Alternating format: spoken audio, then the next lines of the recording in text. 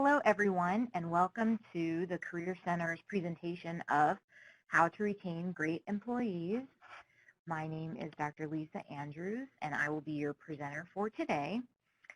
Just one housekeeping issue. When you have questions for me, please type them into the question and answer bar area, and at the end of the presentation, we'll have time for questions and answers. Let's get started with today's agenda. We're going to look at the cost of attrition. So why care really about attrition? Why is this important? Some factors in the hiring process, which definitely has a huge impact on future retention. Factors in retention itself and what you can do to increase that.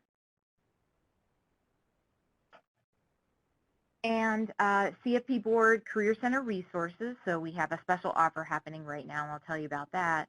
And then also other resources that we have available to you on our board. And then, of course, we'll have time for questions and answers. So to get us kicked off, I wanted to start out with a quote from a book called Start With Why from Simon Sinek. And here's the quote. Great companies don't hire skilled people and motivate them. They hire already motivated people and inspire them. Unless you give motivated people something to believe in, something bigger than their job to work toward, they will motivate themselves to find a new job, and you'll be stuck with whoever's left. So I thought that was kind of an interesting quote and a way to kind of kick us off and start out by really kind of putting the notion forward that you have to kind of inspire your people on a daily basis if you can. Otherwise, you're in danger of losing them to a company who's willing to not only just hire them, but inspire them. So you can certainly hire the most skilled person, or you can hire somebody who's highly motivated and excited about your company and continue to advance their skills and move them forward. Otherwise, you could potentially lose them. So why is this topic important? Why is employee retention important? And especially, in the financial services industry where it does have one of the highest turnover rates. So in the finance industry, there is a 17.2% turnover rate annually. And this is, pretty considerable, almost 20% of the workforce is turning over. And we're going to look into those factors.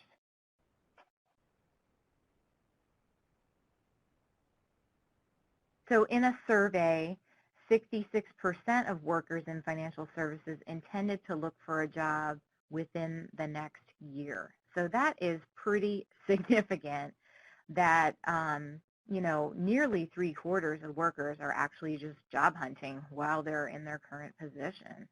That's a pretty significant number, and we're going to look at why that is. And the study also pointed out that employee turnover can be expensive for a company. So they gave the example of in a firm of 1,500, if you have a 20% turnover and you're paying a base salary of $50,000, the loss per year in turnover costs could be up to $3 million. And the source for this is in an Achiever's white paper.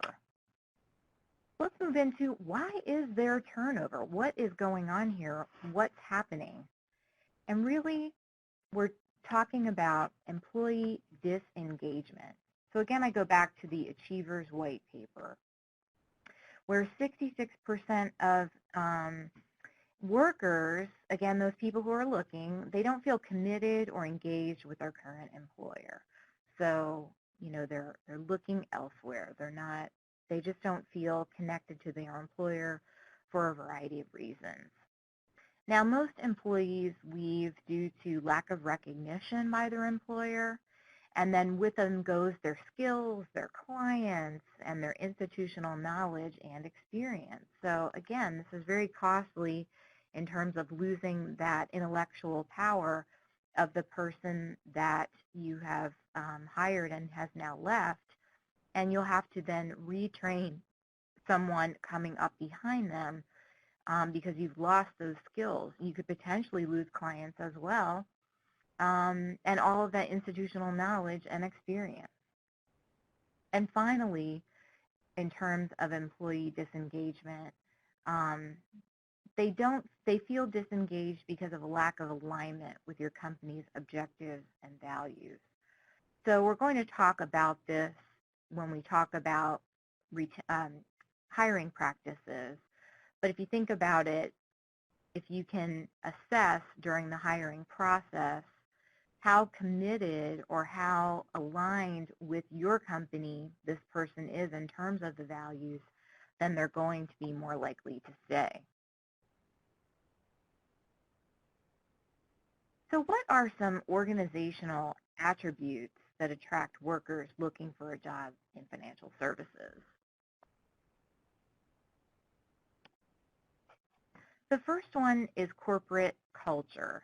So we go back to, the slide before in terms of values. Values and culture can kind of be talked about in the same breath.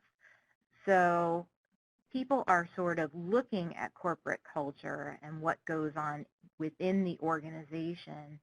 And there are websites out there that expose corporate culture. They interview people that are inside the company to find out, what really goes on in that company. Because don't forget now, the face that you put on when you're recruiting sometimes isn't always the face of what's really going on within a company and the culture that exists within the company.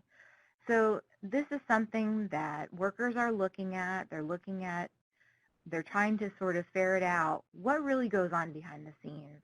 What is beyond the website, beyond the marketing materials, beyond the interview process. Another attribute is a strong market presence and leadership. And this one is probably a little more of stating the obvious, but of course, you really want a company with that's sort of leading the pack. So no one really wants to join a company that's struggling, obviously, or that's not an industry leader, not sort of setting the pace for the rest of the financial services industry, but one that has a really strong presence, a really strong brand, who is really making a positive difference. Financial performance. So again, obviously, I think people want to know that your company is strong financially, is in a good place. I think a lot of people are scared in this industry because of what happened when the Great Recession hit.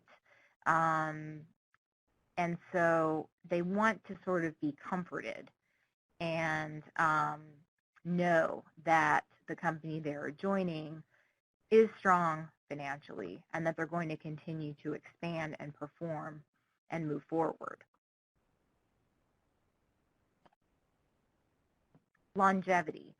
So when I mention longevity, what I mean is that job seekers are really looking for a company where they can stay. And I'll talk about a statistic about this a little bit later on. But employees aren't really looking for a company to go to for a little while and then leave.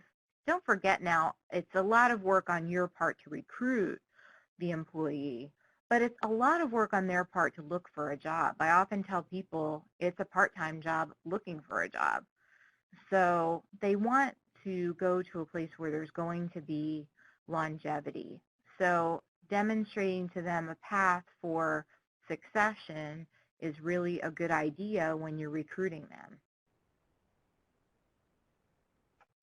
A reputation for innovation.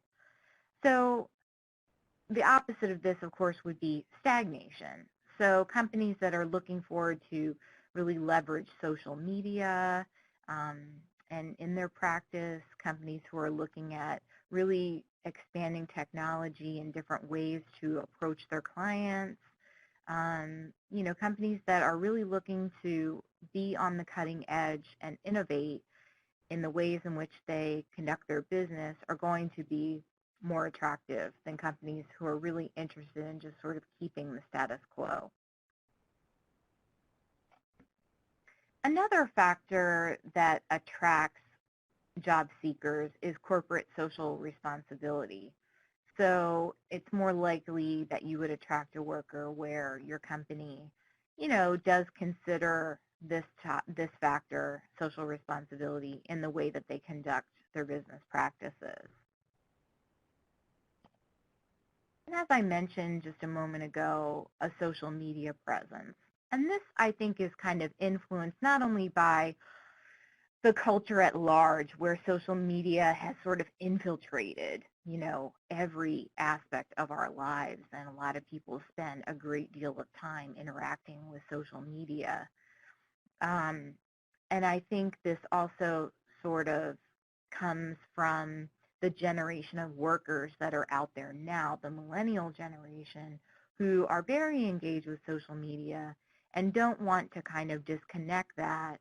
They want to kind of incorporate that into the way that they conduct business. So LinkedIn, even Facebook, these are great networking tools for client acquisition and reaching out and advertising your business and so forth.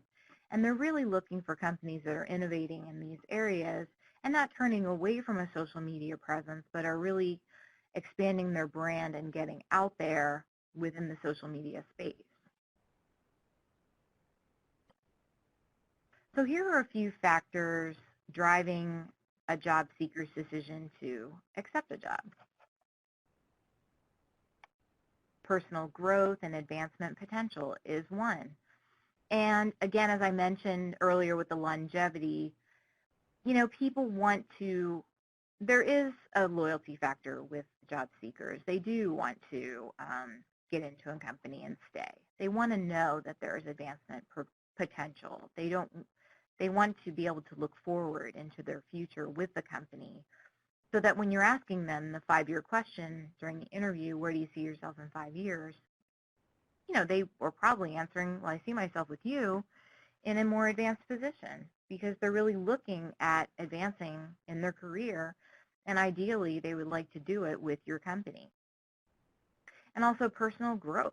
They want to grow as a professional, learn more than beyond what they learned in the classroom or in other companies if they're an advanced worker. They want to grow as a professional and as a person. And so they're really looking at that when they're making a decision to accept a position that's been offered to them. I'd say personal fulfillment is also another driving force in accepting a job. So, and achieving work-life balance is also very important. So is this a company that's congruent with my values? Is this a company that, has a corporate culture where I'm going to feel fulfilled and feel like I'm making a difference and has sort of an altruistic aspect to it, and know that I'm making a positive difference in someone else's life? And of course, as is probably no surprise, compensation and benefits. We spend more time at work than we do at home. So obviously we want to be compensated for that and be able to make a good living and feel appreciated in terms of our compensation and benefits. So be able to live in a certain manner of lifestyle and be appreciated via our compensation. So we talked about disengagement. That's really what contributes most to attrition. So if we talk about disengagement of employees, we also then want to talk about factors that increase engagement of employees. And the first one is more interesting or challenging work. So again, what you want to avoid is sort of stagnation or too much of a routine where it's the same thing that's done over and over again, day after day. So people want to be challenged. People want, and when you get challenged at work, you grow. If you're not challenged at work, you're going to stagnate and you're going to leave. You're going to be disengaged. So in order to keep people engaged, you want to keep giving them challenges so that they can increase their skill level and move forward within the company. And as we mentioned in why people accept a job, certainly higher salary and benefits definitely increase engagement. So if there's a path toward bonuses and that sort of thing, regular increases, cost of living increases, these are all things that definitely help in engagement. More meaningful responsibilities. So even if a person isn't in a management role, they want to feel as though they have responsibility over something, that they have a project that's strictly theirs. They have clients that are strictly theirs. They have tasks that they're responsible for and that their contribution is going to contribute to a larger team or a larger success within the company.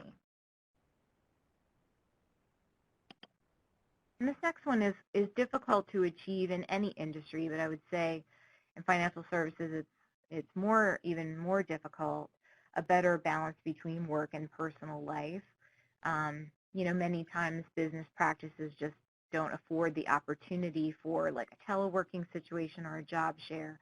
But I think companies are definitely getting smart about this and looking into this. I know at our firm summit, I was sat on a panel of recruiting professionals, and they were talking about a company who actually did do a job share situation, which can definitely increase work-life balance. And that's pretty innovative, I would say, in this industry. You really don't see that very often. So if you can think about ways to, increase the work-life balance. I also know a company that posted a job with us that they have a work at will policy, which is sort of no set number of vacation days. You can sort of take the time that you feel you want to take as long as your work is getting done. And of course, it's within reason. So you don't want to work like one day a year and never work again. But they have a very, very liberal and flexible vacation policy so that as long as your job is getting done, as long as your work is being done, you can take the time that you need and not count the number of hours that you're actually there. More or improved training. So I would say for an advanced worker, this wouldn't be as applicable. This would be more applicable to those who are coming in at an entry level. One of the things that really makes a job description stand out in our center is a description of the training that's going to be offered. And you wouldn't necessarily think this would be something people are actually thinking about, but people want that support. They want to know that they're given the tools that they need to be successful in their position. And to be successful in a position, they need to know your business. They need to be trained. So whether it's more training than what you're already doing or ongoing training beyond sort of the training period, or just sort of ramping up your training program, taking a look at it, when's the last time that you did review it for any possible additions or improvements. And this is going to definitely keep people engaged because they're going to be increasing their own skill level through that training program. More flexible work arrangements. So again, this kind of goes back to the work-life balance and the job share that I mentioned earlier, or the telecommuting, just sort of a more flexible, a late start if there's a hard commute in the morning in your area, and then a later finish so that you avoid the afternoon commute. These are all kind of things that can help with engagement. The opportunity for telecommuting, um, this has become quite an interesting trend in the workforce, the telecommuting trend, especially in areas where commuting is quite a hassle. So people actually are more productive in a telecommuting situation than not because they don't have that sort of irritation of the early morning commute. They can start out right away and not be late and really get on the stick immediately when they want to. So it's a great way to increase productivity and increase engagement.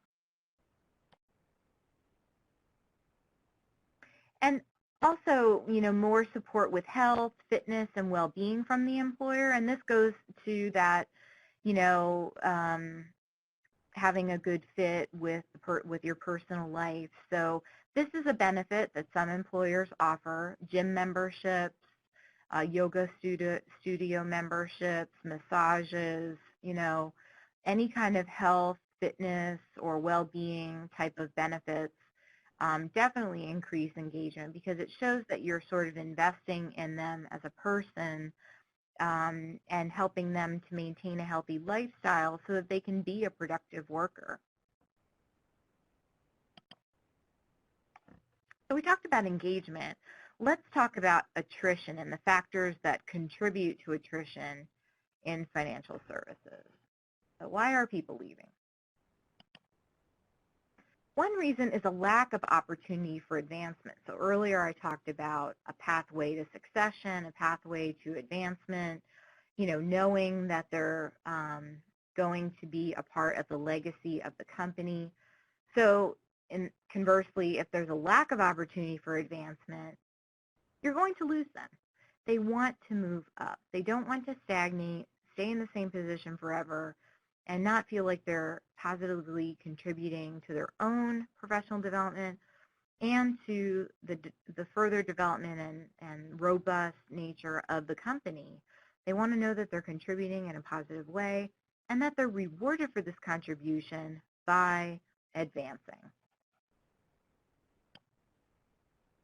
Another factor of attrition is poor salary and benefits, and this was mentioned several times before, why people take jobs because of higher salary and benefits, and now why they attrit, which would be a poor salary and a lack of benefits. And there is competition out there in terms of the benefits package. If someone's offering health club memberships and someone else isn't, that's going to look a little bit more attractive. So there are definitely ways that you can sort of pay them without necessarily compensating monetarily. There could be extrinsic benefits like that gym membership, let's say, that might not cost a lot, but is a really good bang for your buck. Another reason there's attrition is poor management. So earlier in the quote, it talked about hiring, motivated employees and inspiring them. Inspired management is very underrated. People, I think, don't think about how their management style affects another person in terms of their productivity and their happiness in the job and their ability to do the job that they need to based on the management style that's being utilized. So if there's poor management, a micromanager, for example, or something like that, or just a strange schedule of reinforcement that the manager has, there's going to be more attrition. And people do want to be inspired and encouraged and coached as opposed to overly managed. Another factor of attrition is an inadequate work-life balance. So they feel like they're working all the time and they do have no life and that their family is suffering. This is going to lead to attrition. So you really have to be mindful about that and think of ways that you can help your employees have a life outside of your company. Poor staff morale. So you sort of want to get up and go to a place that you want to be around people that want to be there as well. So when there's poor staff morale, when people aren't feeling engaged, when people aren't feeling inspired and motivated, and there's no potential for advancement and so on, it really decreases morale, and people are not going to want to stay in that kind of environment. So anything you can do to, increase morale, whether it be a monthly lunch or a social event or recognizing birthdays or a recognition program for outstanding achievement in a month or so. This can all contribute to positive staff morale and a lack of attrition. Stress. So of course, with any job, there's going to be stress. I think it's just the way in which we manage stress and we help others on our team to manage stress that contributes to attrition. So if people don't feel sort of supported and that that they're not getting assistance or they don't have enough training, these are all situations that can cause stress. And again, there's going to be stress in any environment. This is natural, and it's a work environment, and there's competition, and there are goals to be met and that sort of thing. But people can feel supported and feel heard. Stress levels are going to decrease, and so will attrition. Poor communication is another reason for attrition. And this has to do with especially management style. So if there's sort of a pyramid structure in your organization, a hierarchical structure, and word is not getting down to the bottom of the pyramid from the top of the pyramid, this is going to create sort of discord among people who are working at the bottom of the pyramid and mistrust, and that's going to lead to attrition. So greater transparency in an organization leads to better retention in an organization. A lack of flexible work arrangements. So again, this was mentioned earlier with the telemarketing or the work-life balance. If it's possible to do a job share with someone, if it's possible to do a telecommute situation or more flexible vacation time or work hours, variable hours, a compressed schedule and that kind of thing, that can lead to better retention. And finally, a concern with the corporate reputation. So this kind of goes back to earlier when I talked about, the culture of the organization and the reputation, the stability, the financial stability of the corporation. If the corporation's getting bad press, if there are scandals, if people are leaving and under sort of suspicious circumstances and that sort of thing, this is going to sort of taint the impression that people have of the organization, and it's going to lead to attrition. So if there's a concern with the corporate reputation, there's going to be more attrition. So let's flip the coin. And talk about contributing to retention via recruiting practices, because really retention of great employees has to do with hiring great employees.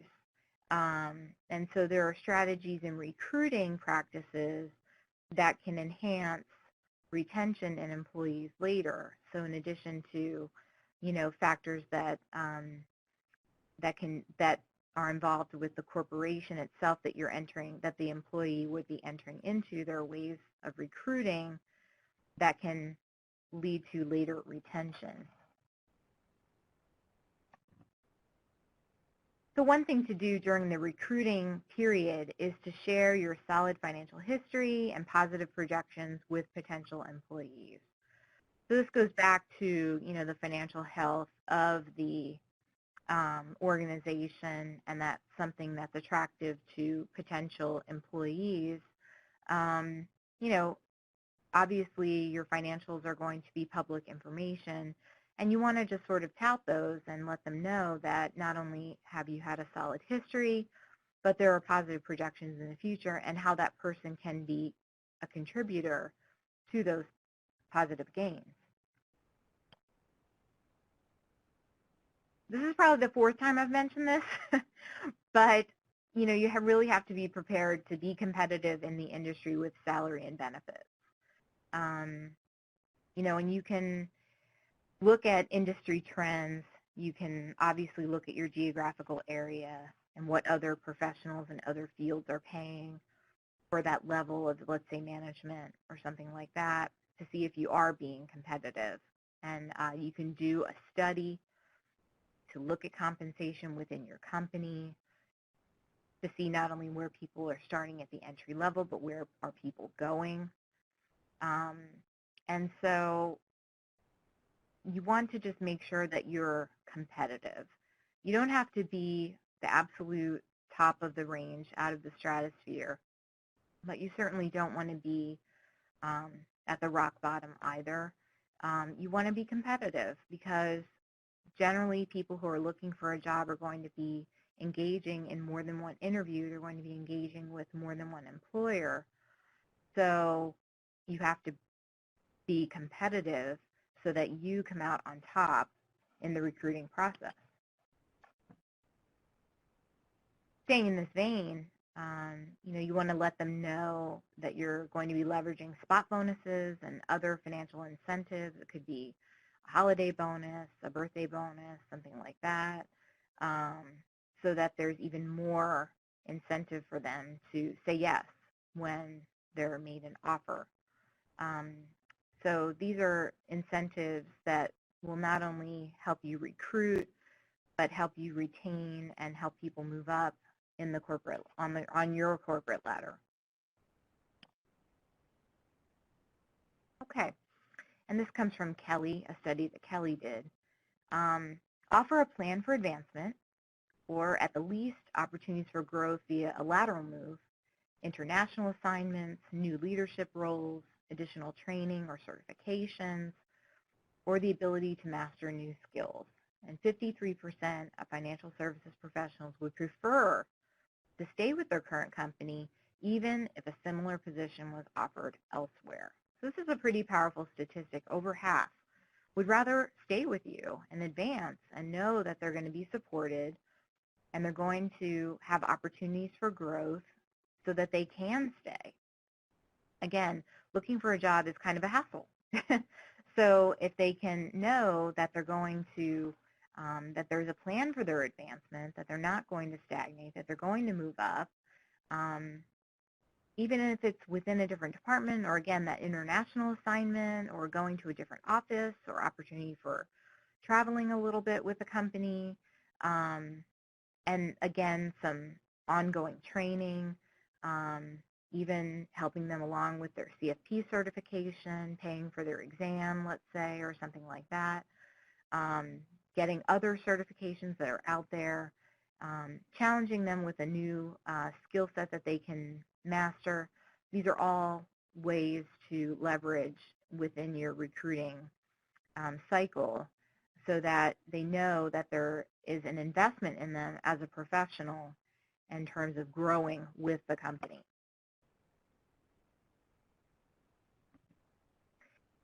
And of course, you want to hire selectively. So consider utilizing some assessment tests to really vet candidates. So, if you're not putting a lot of effort into your recruiting practices, you're going to wind up with employees that will probably not stay.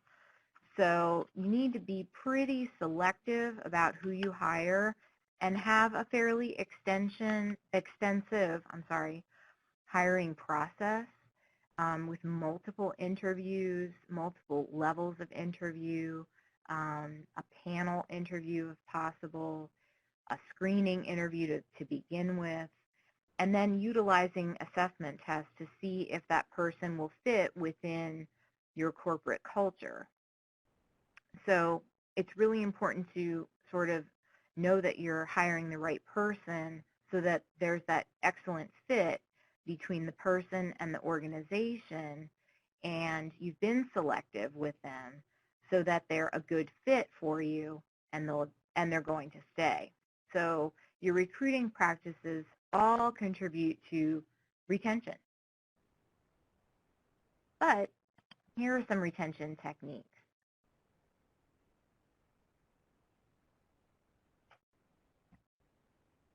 So a satisfied employee knows what is expected of them on a daily basis. Uncertainty in any form is uncomfortable. You know, if you don't know, you're entering a tunnel and you don't know what's on the other side, it's going to create uncertainty and it's going to create stress. You don't know where to find something, it's going to be stressful. So if you don't know what's expected of you as an employee, and those expectations are not managed and laid out for you in a solid way, in a very formal way on a daily basis, it's going to be uncomfortable, it's going to create stress, and it's going to contribute to attrition. So you should really set goals with your employees, write them down, have them be manageable goals so that the person knows what the expectations are, so that when they come in the morning, they know what's expected of them on a daily basis, and they will then stay. The quality of supervision an employee receives is key to retention. So I would say people want to be supervised. People want boundaries. You hear this in, you know, even raising a child, or that, you know, that people respond well to boundaries because it gives them certainty. It gives them something to kind of rely on and know where they're going.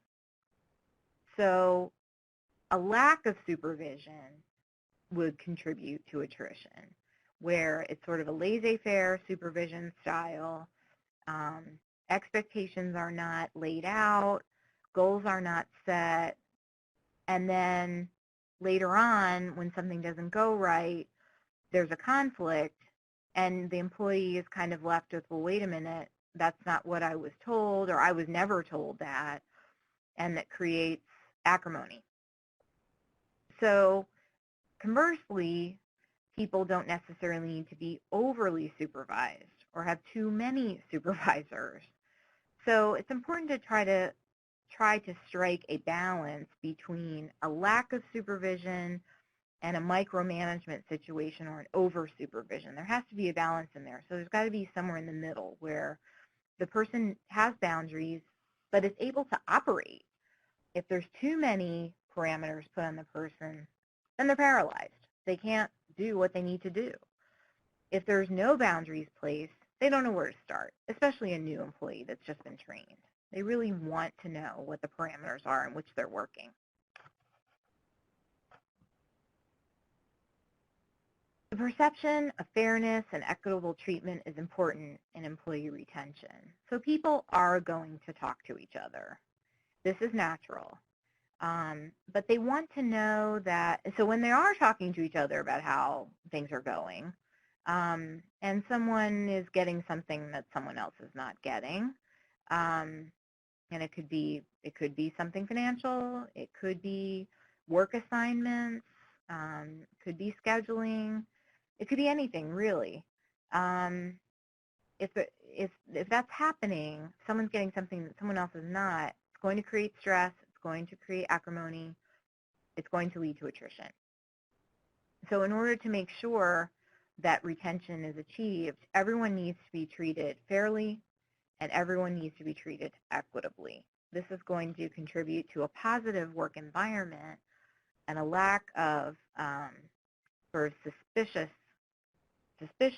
of management and a higher retention rate. The ability for an employee to contribute new ideas to the firm is another key factor in retention. So people want to know that their ideas are heard.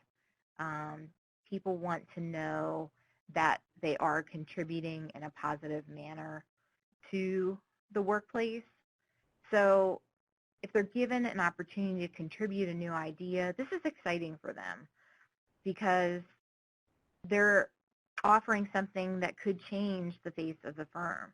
And so this is really something that gives them a lot of empowerment and propels them forward. People want to know that it's an innovative environment and that they can contribute to that innovation. And finally here, talent and skill utilization is another environmental factor your key employees seek in the workplace. So people want to be used to their fullest potential and even beyond. They want to be challenged. So using people's talents, using people's gifts, using people's skills to the fullest is something that makes people feel enriched at work, it makes people feel important, wanted, and that they're contributing to the organization. Some more retention techniques. Again, the perception of fairness and equitable treatment is important in employee retention. The work system. So the tools, training, and time needed to complete the job effectively are essential to employee retention. So people need to kind of have what they need in order to do their job. If they don't have a certain piece of technology, if they don't have a certain piece of equipment, if they don't have a certain piece of knowledge, and it also, if they're not given enough time to complete the task, they're not going to be able to complete it, and that's going to create frustration, it's going to create stress, both on your part as a supervisor or manager and on the employee's part. And they're not going to like working in an environment where they don't feel supported in what they need to do. If you don't have the tools to do something, then you can't do it. But if you're expected to do it and you're not given the tools, this is even worse. Provide opportunities to grow in their career, knowledge, and skill areas. So again, back to offering certifications, professional development, conference attendance. These are all sort of, extras that help an employee to know that they're valued, they're important, they're going to grow with you, and they're going to stay with you. Finally, your staff needs to feel rewarded, recognized, and appreciated.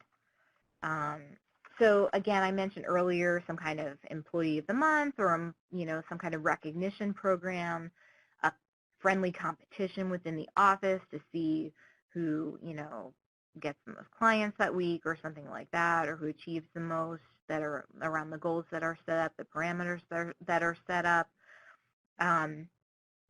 People want to feel rewarded. They want to feel recognized. They want to feel appreciated.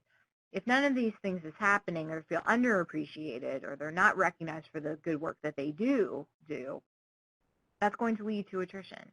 So to retain them, appreciate them. Let them know you care. And then some words about hiring millennials, because this is certainly the generation that's being hired right now into entry-level positions. Millennials want to be part of a cause and know that their work fits into a bigger picture. So very oriented toward this, that they're sort of, contributing to something larger than themselves.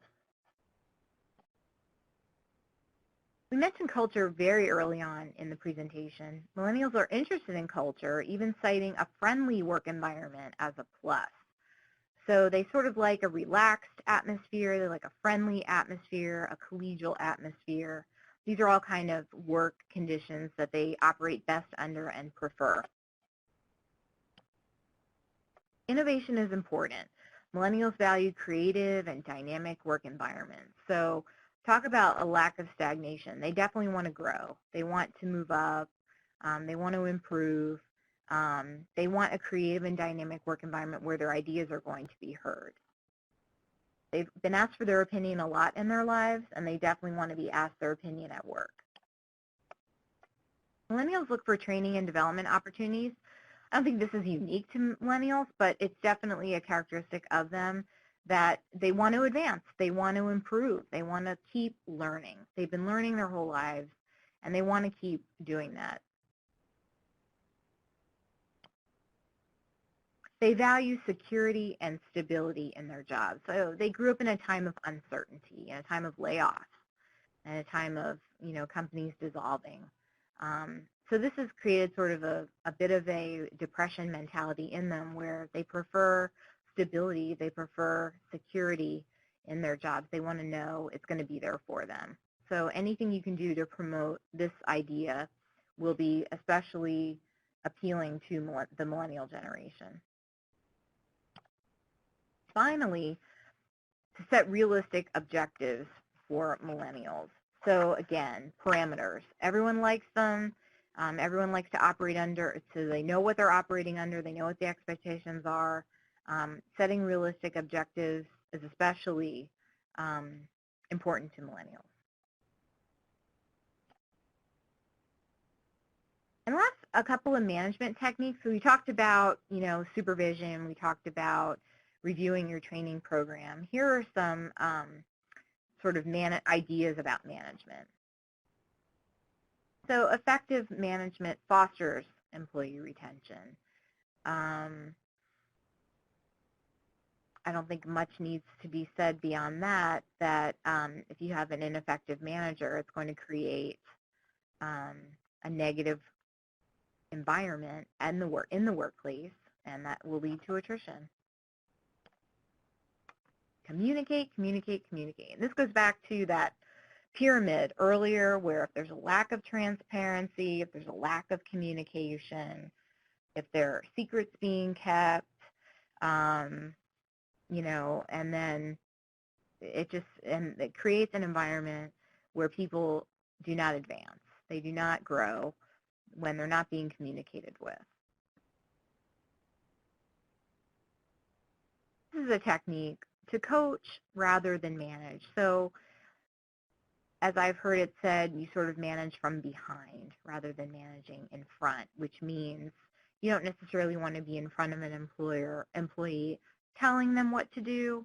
You want to be behind them, kind of encourage them to do what they're already doing and do it even better. So this is sort of the distinction between coaching and managing. It's sort of, again, back to the quote at the very, very beginning, hiring people that are motivated and continuing to foster that in them creates a great work environment. Establishing clear performance metrics and make employees accountable for delivering on them. This goes back to, creating boundaries, creating parameters. People want to know what's expected of them in writing. They want to see, these are my goals. They can pin them up on their wall. They can know what's expected of them. And creating an environment of accountability where it is expected that they're going to achieve these goals because it's going to make it's going to benefit everyone in the organization. Leveraging performance reviews to gain insights on employee goals and aspirations. So performance reviews aren't necessarily a time to sort of detail all the things they may or may not have done right throughout the year, but also it is a time to, certainly you have to go over that, what went wrong, what went right, but you want to kind of learn a little bit about what their goals are and what their aspirations are for the coming year, so to look forward a little bit. Create growth opportunities. So this could be working with another team. This could be doing an international assignment, as we mentioned earlier. We've mentioned a lot of this in the past slides in this presentation about creating growth opportunities so that people want to stay. Remember, 53% do want to stay. Underscore positive feedback with something tangible.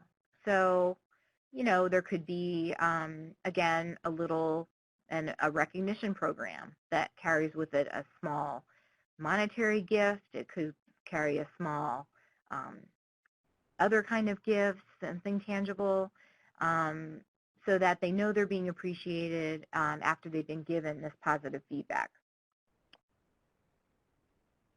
And last, conduct stay interviews in addition to performance reviews. So it's really important as a manager to kind of check in with people on a regular basis to see how things are going. Are things going the way they expected them to go? What do you need from me to do your job better? Do you have everything you need to do your job? These are all, don't wait for the performance review to find out, well, gee, things really aren't going the way I thought they were going to go, and I'm thinking about leaving. So if you wait for an entire year to get feedback, it's just going to be a disaster.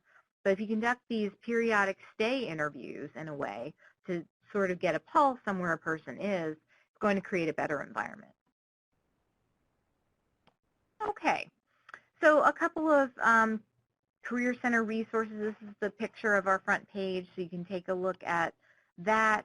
We have a job listing special that's going on right now for December and January till the 31st of January. A 30-day listing is $250. So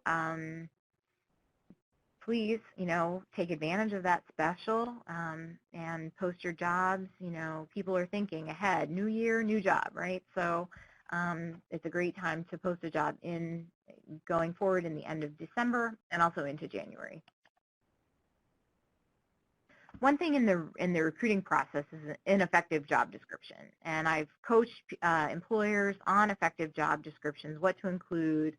Again, I had mentioned earlier the job that included that training details about the training program got a lot of hits. So I can definitely work with you to help you develop your job description.